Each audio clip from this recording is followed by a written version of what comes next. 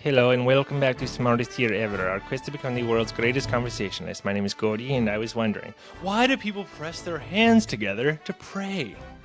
Like, why is that the way we do it? Why not? Like and subscribe right now if you haven't. I'd appreciate that. But you want to be able to keep up every day. I do this every single day. Tomorrow's could be better or worse, but you're not going to know until you see it. Let's get right into it. Why do people press their hands together to pray? These are the surprising origins. That was a note to myself, but I read it out loud on accident. Most people recognize the prayer hands gesture instantly. Palms pressed together, fingers pointing upward.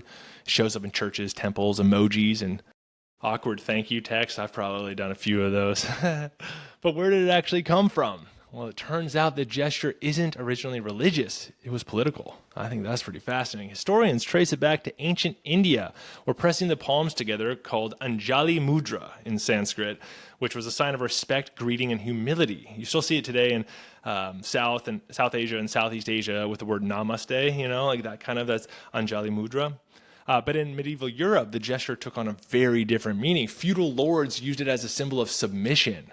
So when someone swore loyalty to a lord, they would kneel and press their palms together, placing their joined hands between the hands of their superior. It was a physical representation of offering oneself in service, like a kind of human contract with body language. It was called the homage gesture, and it was meant to show loyalty, trust, and obedience. Very submissive.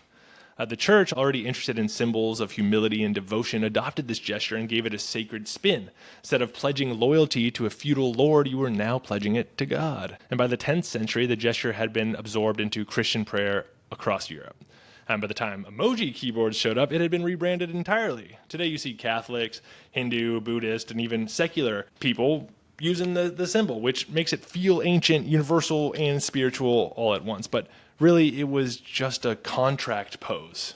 So I don't know. I think that's pretty interesting. You never think about that. There's anything in the Bible that says put your hands together? Probably not.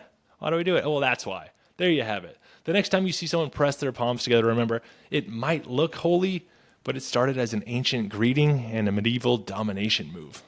And thank you to all my sources, which can be found in the YouTube description. As always, go check them out, and then go check out the 1-minute version of this, at Smartest Year Ever, everywhere. Please leave a comment, like, and subscribe.